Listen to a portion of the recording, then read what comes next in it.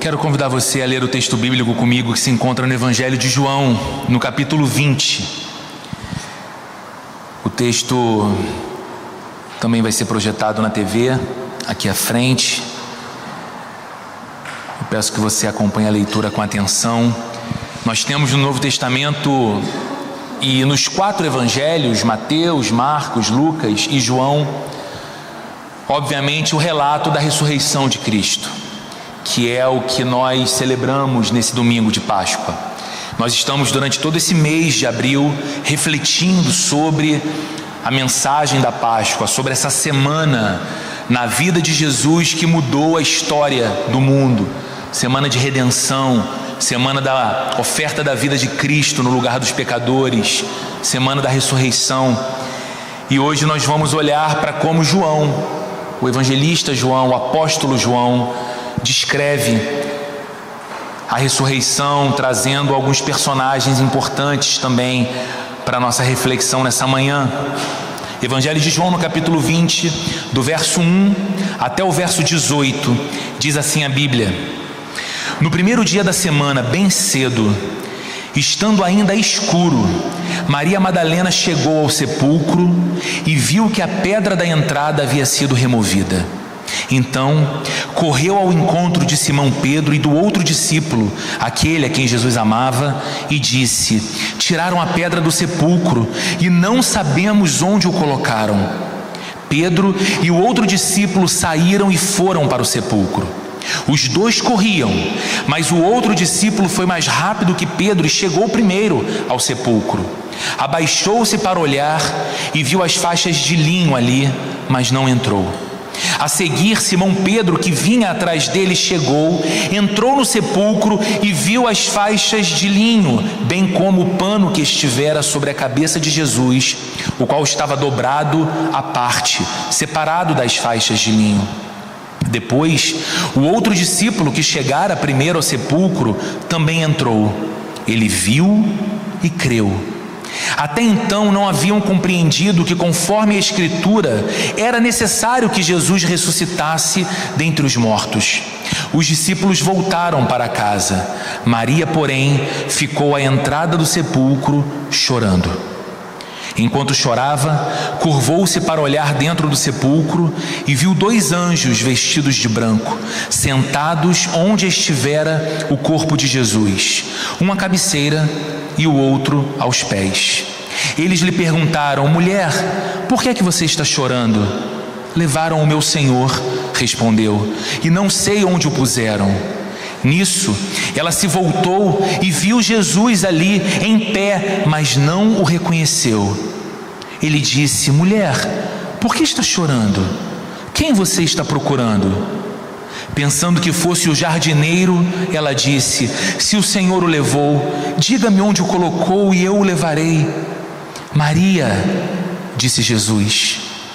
Então, voltando-se para ele, Maria exclamou em hebraico: Raboni, que significa mestre. Jesus disse: Não me segure, pois ainda não voltei para o Pai. Vá, porém, aos meus irmãos e diga-lhes: Estou voltando para o meu Pai e o Pai de vocês, para o meu Deus e o Deus de vocês. Maria Madalena foi e anunciou aos discípulos: Eu vi o Senhor. Então contou-lhes o que ele lhe dissera. Que Deus abençoe mais uma vez nessa manhã a exposição de sua palavra. Você já viveu algum momento na sua vida em que tudo parecia ter chegado ao fim? Você já viveu algum momento em que tudo parecia acabado? Aquele momento em que você recebe a notícia que muda o rumo da sua história de vida para sempre. É aquela perda que você não esperava. É perder alguém que você não imaginava tão cedo ter de perder. E agora olhar a continuidade da vida a partir dessa perda impõe a você uma sensação de que o fim, o seu fim, também chegou. O relacionamento que terminou. E que você nunca previu que esse dia poderia chegar. A sociedade que se desfez, e quando se desfez, todos os sonhos envolvidos naquele projeto, todo o esforço, todo o empenho, todos os cenários desenhados, tudo ruiu junto. A porta que se fechou e deixou na sua vida uma sensação de não apenas completa desorientação, mas de que talvez você tenha entrado mesmo naquele famoso beco sem saída. Era a última chance, era a última cartada, todas as fichas foram apostadas ali, e aquilo que parecia tão concreto simplesmente se configurou como uma porta fechada. O diagnóstico tão temido que chegou, trazendo a notícia que não se esperava, que não se desejava, mas que não tinha mais como lutar contra, era um fato. E agora, à luz daquele diagnóstico, todo o cenário de vida parecia mudado. Todo mundo já passou por momentos assim.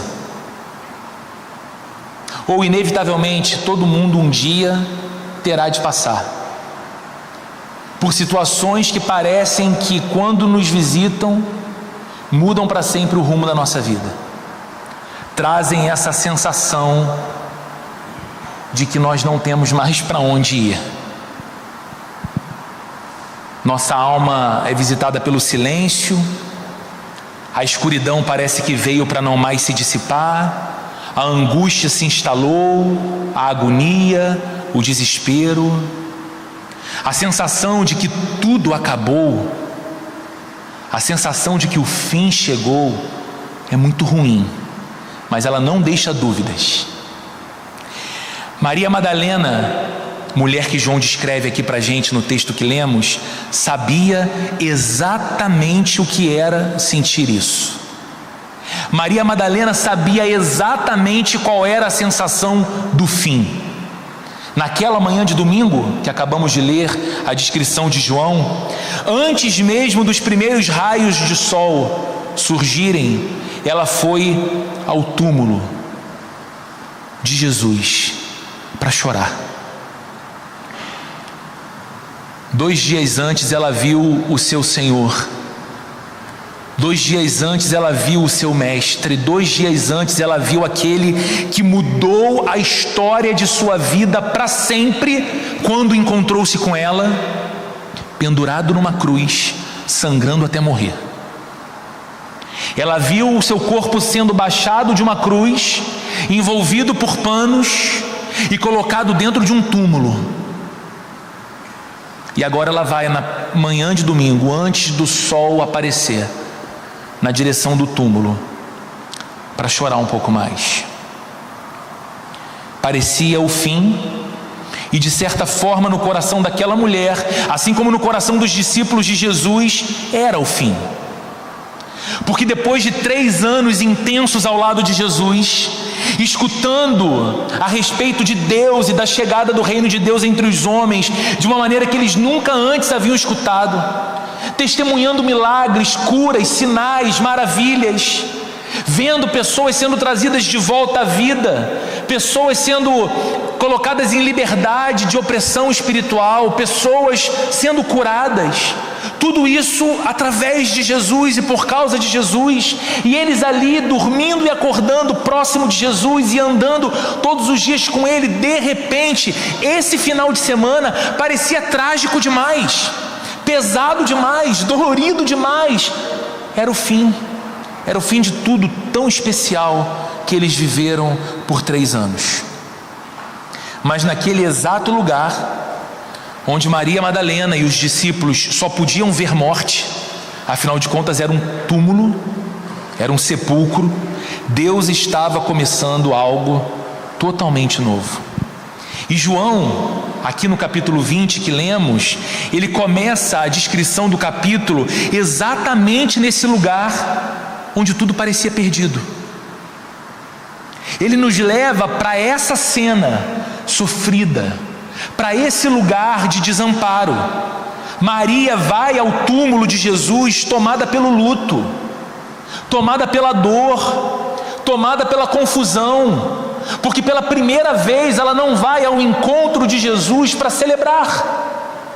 Pela primeira vez ela não vai encontrar-se com Jesus para receber dele alguma coisa que certamente encheria seu coração de fascínio, senso de glória, de graça, de beleza e de sentido para a vida. Não, ela estava indo encontrar o corpo morto de Jesus. Ela está indo lamentar. Mas é nesse ambiente de dor que a ressurreição começa a transformar tudo. Maria não sabia, até esse momento ela não sabia. Aquele era o domingo da ressurreição. Aquele era o dia em que a história mudaria para sempre. A história dela e a história de todo o mundo.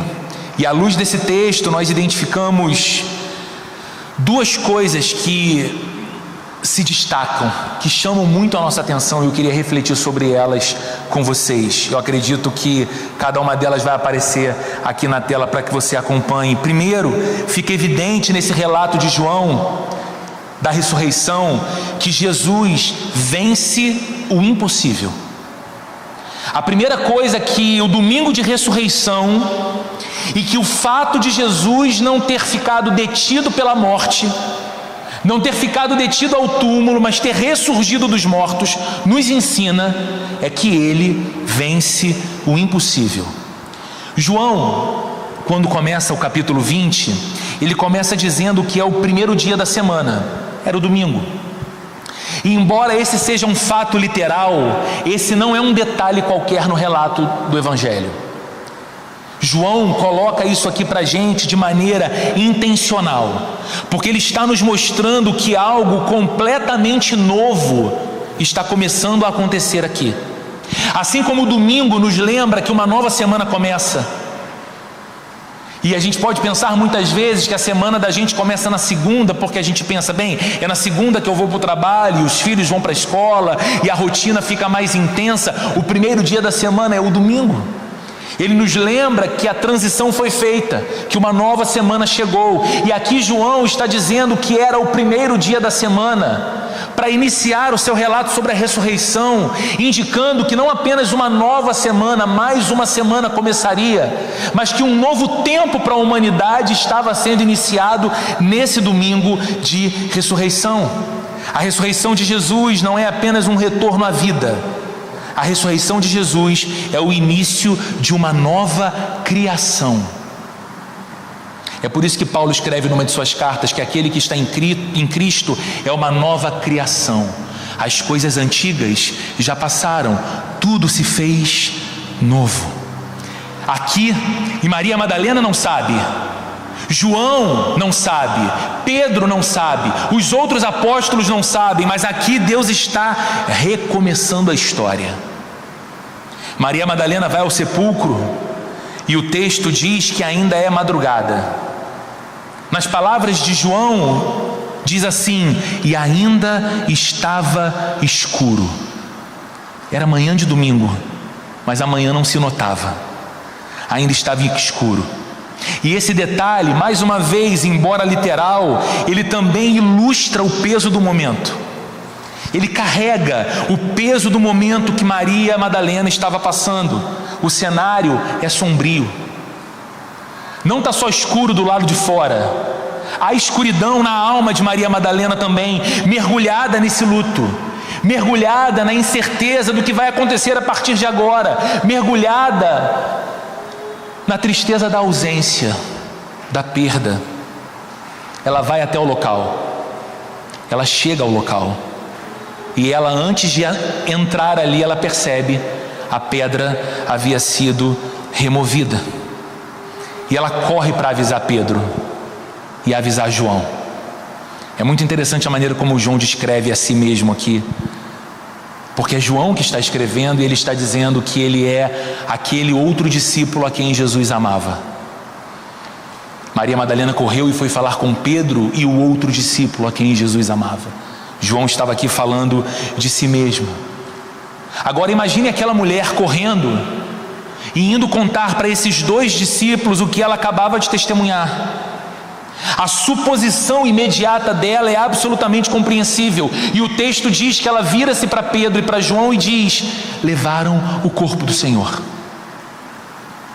Você consegue imaginar isso? Aos olhos dessa mulher, só havia agora mais dor, mais confusão e mais revolta diante de um túmulo violado. Não apenas crucificaram o meu Senhor, não apenas fizeram o mal que fizeram a ele, mas sequer deixaram agora o seu corpo no sepulcro, violaram o túmulo de Cristo. Ela, num misto de dor e de revolta, vai até os discípulos contar isso. É interessante perceber, né, que esse fator inesperado não gerou fé no coração de Maria Madalena. Ela não olhou de longe para a pedra removida e pensou: Deus fez algo aqui. Talvez o meu Senhor tenha voltado à vida. Não. O inesperado naquele primeiro momento só gerou mais medo e mais tristeza para ela. Pedro e João vão para lá então. Diz o texto que eles vão correndo. João chega primeiro, mas olha de fora. É Pedro quem entra. Os 2 veem as faixas de linho no chão, faixas que enrolaram o corpo de Jesus. Eles veem o pano que foi colocado sobre a cabeça dele, dobrado e deixado à parte, distante das faixas de linho jogadas no chão. E João diz, e é interessante isso, que ao ver tudo aquilo, creu. Mas logo em seguida reconhece que ainda não haviam compreendido o que as Escrituras já haviam falado sobre a ressurreição. Essas são as palavras de João. Até então não haviam compreendido que, conforme a Escritura, era necessário que Jesus ressuscitasse dentre os mortos. João teve um impulso de fé, talvez, quando ele entra ali com Pedro e ele nota os lenços de linho jogados no chão, mas o pano dobrado no outro lado. Talvez o coração dele tenha desejado crer, talvez o túmulo não tenha sido violado, talvez algo sobrenatural tenha acontecido. Diz o texto que ele creu, mas para logo em seguida dizer: ainda não compreendiam direito que a Escritura havia ensinado que era necessário que Jesus ressuscitasse dos mortos. Queridos, a ressurreição é o ponto de virada da história humana.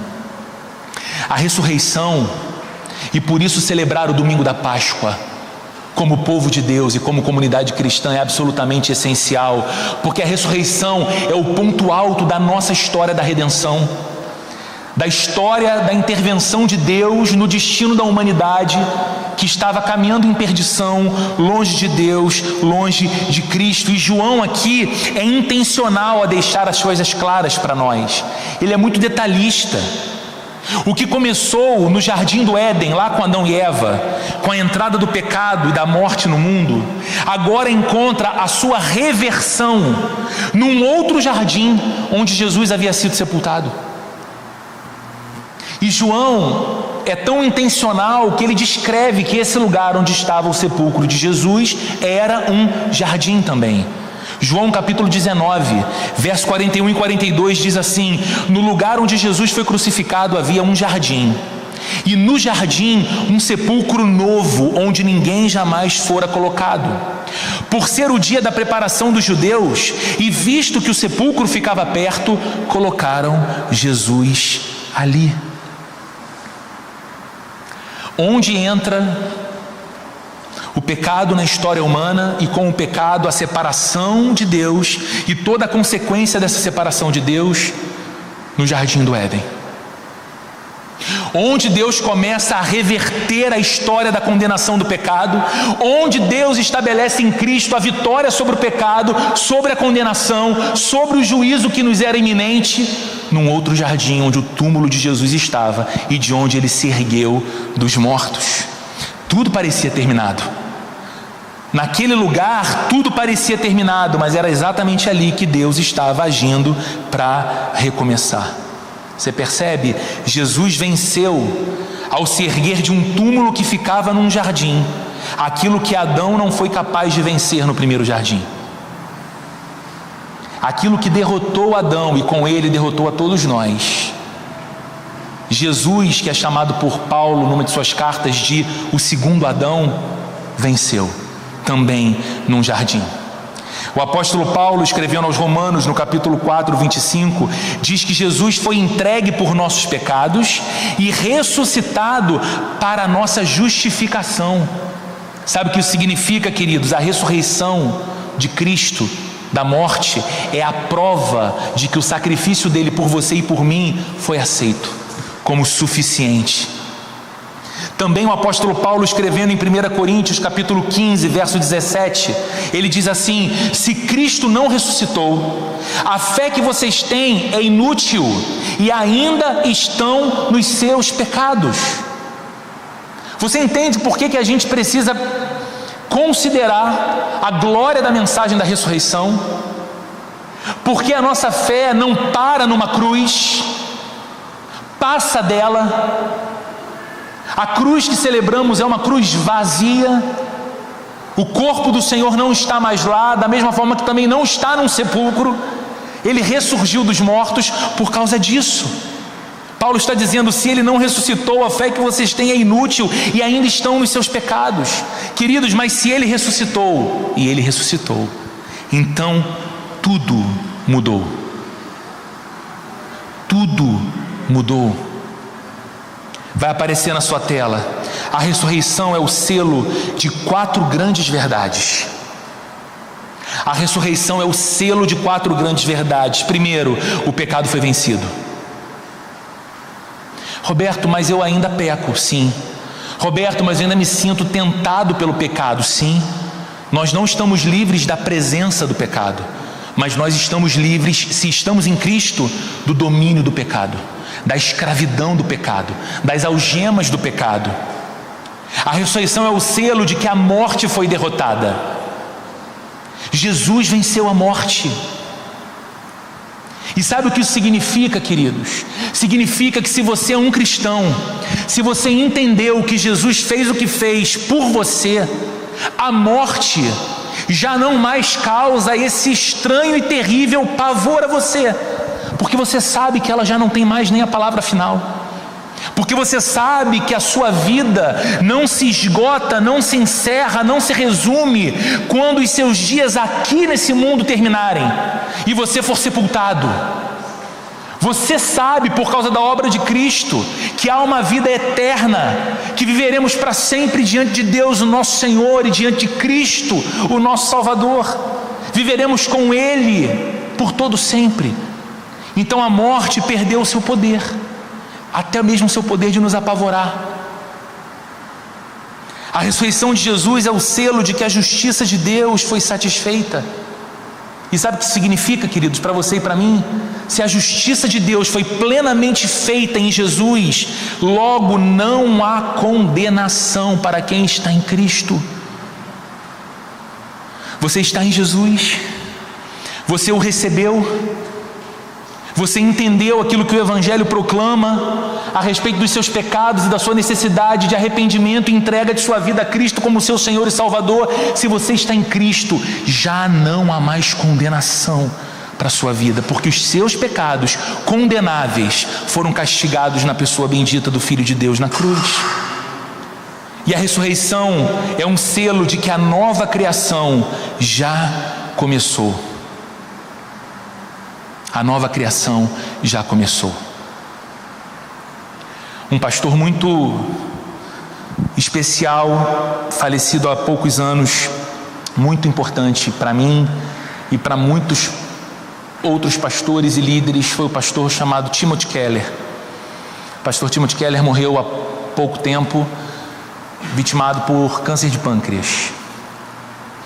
E numa das últimas aparições dele, numa live, esse vídeo está disponível na internet, você encontra com alguma facilidade, ele se dedica a falar sobre a ressurreição. Ele é um homem doente, tratando o que já não tinha muito mais tratamento, exceto alguns cuidados paliativos do câncer de pâncreas. E numa live ele fala sobre a ressurreição e ele diz assim: ontem eu conversava com a minha esposa e nós oramos um pouco juntos e choramos um pouco juntos. Então falamos o seguinte: se o nosso Senhor ressuscitou e Ele ressuscitou, a gente pode entender que tudo vai ficar bem, que nem essa enfermidade tem a palavra final. Essa enfermidade que agora vai me levar ao fim da vida aqui, mais alguns dias, mais alguns meses, mais o tempo que Deus me der, ela não tem mais a palavra final, porque ao fechar os meus olhos aqui, eu estarei diante do meu Salvador e do meu Senhor para sempre, não mais habitando num corpo passível de câncer, de outras enfermidades, mas num corpo glorificado. E não apenas comigo todas as coisas vão ficar bem. Se Cristo ressuscitou e Ele ressuscitou, disse nessa live o pastor Timothy Keller, significa que tudo que está desencaixado, errado e fora de lugar nesse mundo, um dia há de ser restaurado por Ele. Ele não deixará as coisas como elas estão. Ele não deixará as coisas na morte que elas habitam. E a prova disso é que Ele ressuscitou. Ele ressurgiu do túmulo. Jesus venceu o impossível, queridos, e não apenas biologicamente falando, ao voltar para a vida, mas Ele venceu o impossível espiritualmente, inaugurando um novo caminho de vida para todos os que estão nele. Como nós aplicamos isso à nossa vida de modo direto e prático nesse domingo de Páscoa?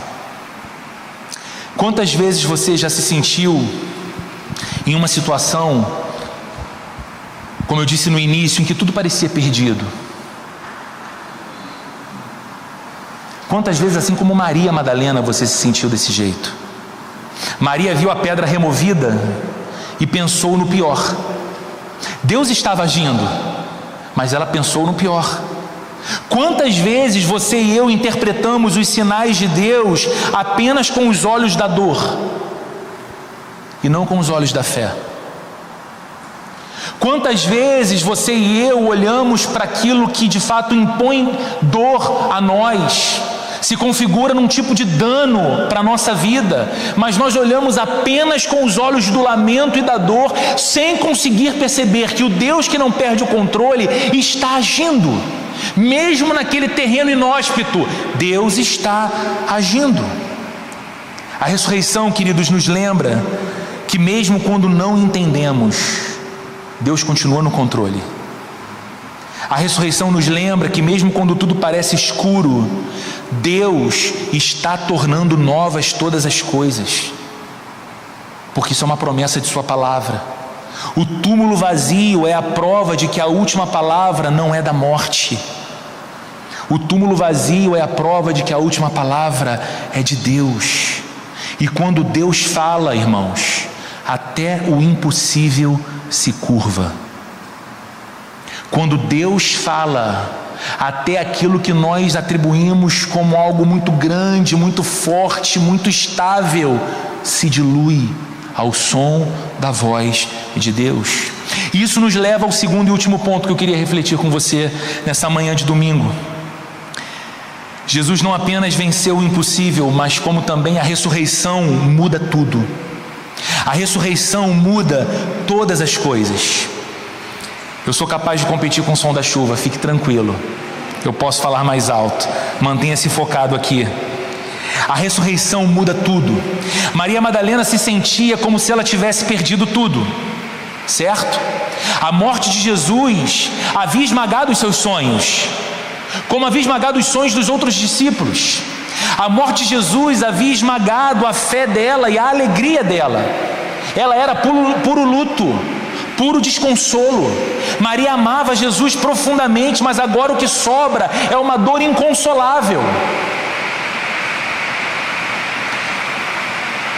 Que bom que você não vai ter pressa para ir embora.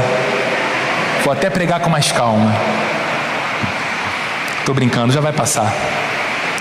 Mas quando Maria escuta o seu nome pronunciado pela voz que ela conhecia tão bem, tudo muda.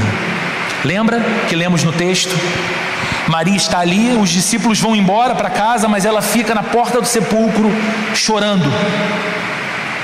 Ela está sem consolo. De repente ela olha para dentro e ela tem uma visão celestial, porque ela vê 2 anjos. E quando ela bota os olhos para fora do túmulo, ela vê Jesus, mas não reconhece Jesus, pensa que é o jardineiro daquele lugar. E aquele, até então jardineiro, para ela pergunta: por que você está chorando? O que aconteceu? Quem é que você está procurando? E ela só tem forças para dizer: moço, se o Senhor levou o corpo dele, me diga onde está, para que eu o leve. É tudo que eu te peço. Não me deixa mais estendida esse tempo de dor, por favor, é tudo o que eu te peço. E aí naquela hora, Jesus pronuncia o nome dela: Maria. E é como se ela fosse capaz então de ver o invisível ali, as escamas dos seus olhos caem, ela não tem mais nenhum tipo de véu que a impede de enxergar, ela se percebe claramente diante do seu amado Jesus, ela reconhece a vibração de sua voz ao chamar o seu nome, tanto que a sua resposta é: mestre.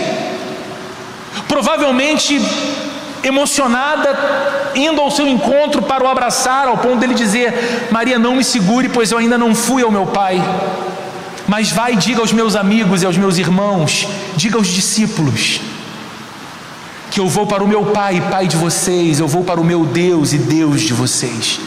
E ela vai cheia de alegria contar aquela notícia. Quando ela escuta o som de seu nome na voz de Jesus, a tristeza se dissolve, a escuridão se dissipa, a desesperança é transformada em alegria. E o que João está mostrando para a gente aqui nessa cena? João está mostrando para a gente o poder real da ressurreição. Sabe o que nós celebramos numa manhã de domingo como essa, ao celebrarmos a ressurreição de Cristo? O fato de que a ressurreição muda o estado da nossa alma, muda a tristeza em alegria, o desconsolo em esperança. Jesus ter ressuscitado por nós confere a nós um novo estado de alma. Ele diz Maria, e essa palavra dita por ele é mais do que uma identificação, é um ato de restauração daquela mulher. É como se naquele instante toda a história da redenção se concentrasse em um chamado pessoal: Maria. E ao dizer esse nome, ele estava dizendo: você está desolada, você está desesperançada, você olha para o amanhã e não consegue ver nada, mas eu estou vivo. E Maria, isso muda tudo, não é? O Evangelho, queridos, não termina na cruz. E eu vou repetir porque a gente precisa entender isso. O Evangelho não termina na cruz. Se ele terminasse na cruz, nós teríamos um mártir inspirador, mas não um salvador. Se o Evangelho terminasse na cruz, Jesus pendurado, morrendo, sendo tirado de lá e colocado num sepulcro, nós teríamos um grande modelo de fé, mas não um salvador. O apóstolo Paulo foi claro ao afirmar em 1 Coríntios capítulo 15, verso 14: se Cristo não ressuscitou, vã é a nossa pregação e vã é a vossa fé. Sem a ressurreição, irmãos, tudo desmorona, mas com a ressurreição, tudo se renova. Você entende? Sem a ressurreição, Maria Madalena seria constante luto, vazio, dor, agonia, desorientação. Com a ressurreição, Maria Madalena muda. Maria Madalena é alegria, Maria Madalena é esperança, Maria Madalena é mensageira da boa nova. O Senhor está vivo. Veja como isso aconteceu com ela então. Ela que havia ido ao túmulo procurando um corpo, sai daquele lugar anunciando um encontro: encontrei o Senhor vivo. Ela que chegou naquele lugar carregando luto, saiu daquele lugar irradiando vida. Ela que pensava estar diante do fim, descobriu que estava diante do começo de todas as coisas novas. Pense que transformação, que mudança do estado da alma. E essa, queridos, não é só a história de Maria Madalena, é a sua história, é a minha história. A ressurreição de Jesus é o começo da nova criação. A ressurreição de Jesus significa que o mundo, nem eu e nem você, permaneceremos os mesmos, mas Deus está transformando, restaurando e redimindo não apenas pessoas, mas todas as coisas criadas por Ele. A ressurreição de Jesus é o anúncio de que a morte perdeu o seu domínio. É a proclamação de que o pecado foi derrotado. A ressurreição de Jesus é a pregação de que existe vida após o colapso.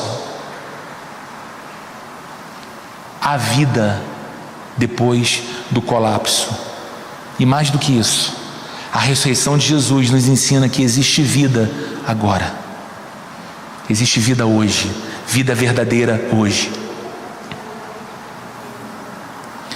O apóstolo Paulo diz em Romanos, no capítulo 6, verso 4: fomos sepultados com Ele na morte pelo batismo, para que, como Cristo foi ressuscitado dos mortos pela glória do Pai, assim também andemos nós em novidade de vida.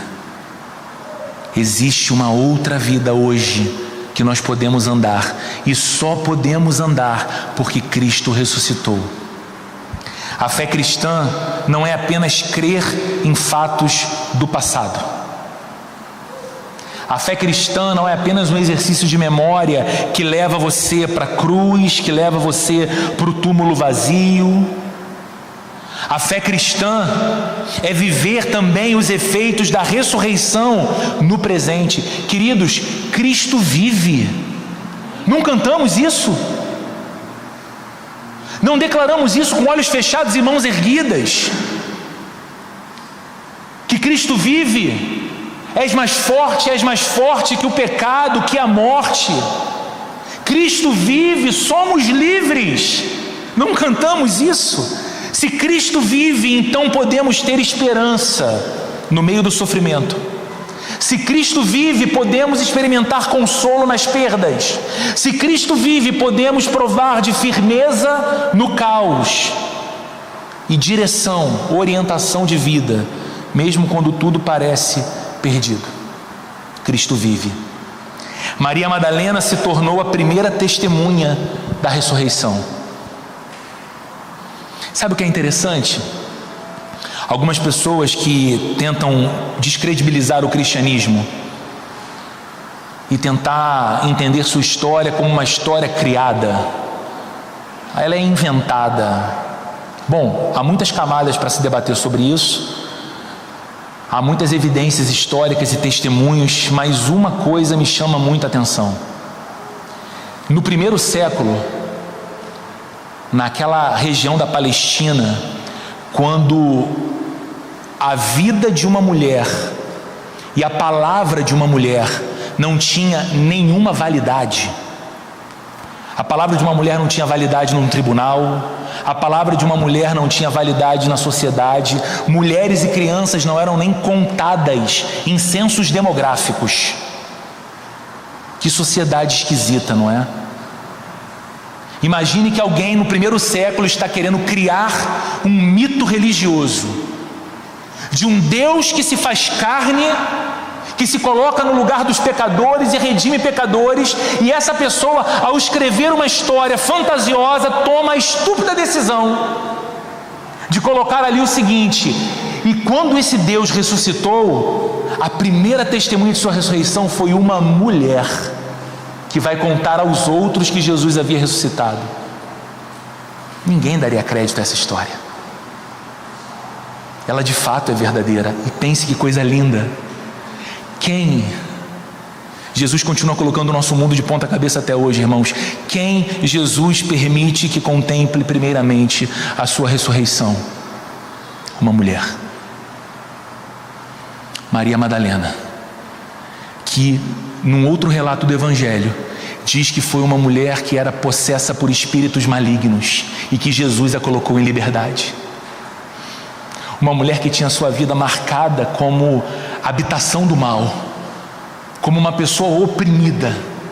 Não apenas é transformada pelo encontro com Jesus, como também se torna a primeira testemunha ocular da ressurreição de Cristo. É ela que vai aos apóstolos dizer: eu vi o Senhor. E ele pediu para dizer para vocês que ele está indo para o Pai, Pai dele e Pai nosso. Isso também nos ensina uma coisa, queridos. O Evangelho é para aquelas pessoas que chegaram ao fim da linha, como Maria Madalena havia chegado 2 vezes. Primeiro, na espécie de vida que ela tinha antes de se encontrar com Jesus, e ela é restaurada. Depois, quando ela é só uma mulher afligida pela dor e pelo luto, e ela é transformada pelo poder da ressurreição de Jesus. E ela se torna a mensageira do Evangelho, porque Jesus diz: vai lá e conta aos meus irmãos. O Evangelho é para os que chegam no fim da linha. O Evangelho é para os que choram. O Evangelho é para os que não têm mais onde se apoiar. E então eles escutam o seu nome na voz de Jesus. Roberto, Carol, Rafael, Max, Paulo, Jorge. A voz de Jesus chamando o nosso nome. A ressurreição é o anúncio, queridos, de que o fim não é mais o fim. A ressurreição é o anúncio de que o fim, como a gente costuma considerar humanamente, ele não é o fim. A ressurreição é o chamado de Jesus para uma nova vida, não baseada nas nossas forças, mas baseada na vitória dele, vitória feita por nós. A alegria de Maria Madalena é a alegria daqueles que reconhecem que a vida verdadeira só começa quando nos encontramos com o Cristo ressurreto. A vida de verdade, a vida pós-túmulo, só começa para nós quando nós nos encontramos não com o Cristo morto, mas com o Cristo ressurreto. Queridos, a Bíblia começa num jardim. Lá em Gênesis há a descrição de que Deus cria um lugar maravilhoso e coloca ali o homem para com ele habitar. Um lugar de beleza, um lugar de comunhão com Deus, um lugar de vida eterna, de vida abundante. Mas foi ali, naquele jardim do Éden, que o homem escolheu caminhar longe do Criador. E com o pecado entrou a dor, o luto, a separação, a morte. Séculos depois, muitos séculos depois, João está escrevendo o seu evangelho e ele nos leva para outro jardim. Só que agora esse jardim não é um jardim de beleza e de vida abundante. Ele é um lugar de morte, ele é um sepulcro, tem um túmulo nele. E Maria Madalena vai até esse lugar com lágrimas, com o coração pesado, o coração pesado de quem carrega a carga do fim. Mas naquele jardim, onde ela esperava encontrar um corpo morto, ela encontrou o seu Senhor e seu Salvador ressuscitado. O jardim da morte se tornou o cenário do novo começo. Ali, onde tudo parecia perdido, a vida irrompe. Ali, onde tudo parecia perdido, a esperança vence. O pecado é destruído, a condenação é cancelada e uma nova criação começa. A ressurreição de Jesus, queridos, não é apenas um milagre isolado. A ressurreição de Jesus é a reversão do Éden. E por que eu falo sobre isso? Porque muitos cristãos têm o hábito de ler a Bíblia em fragmentos. O sujeito lê Gênesis e acha que Gênesis não tem absolutamente nada a ver com João lá no Novo Testamento. E ele vai lendo a Bíblia quase que como que porções mágicas de sabedoria de Deus, pinceladas avulsa. A Bíblia conta uma história. A história de como Deus cria todas as coisas para a sua glória. O homem cai em pecado e rompe com o Criador. Como Deus decide não deixar o homem e a humanidade entregue ao seu próprio destino, mas prover redenção em Cristo Jesus. E a Bíblia aponta inclusive a consumação e o fim de todas as coisas. Para onde estamos caminhando?